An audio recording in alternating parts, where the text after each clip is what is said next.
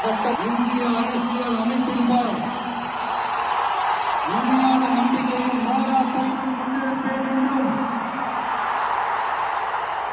இந்திய நாட்டின் ஒப்பில்லாத முழு முதல் ஆட்சியையும் உரிமையையும் நிலைநிறுத்துவேன் என்றும்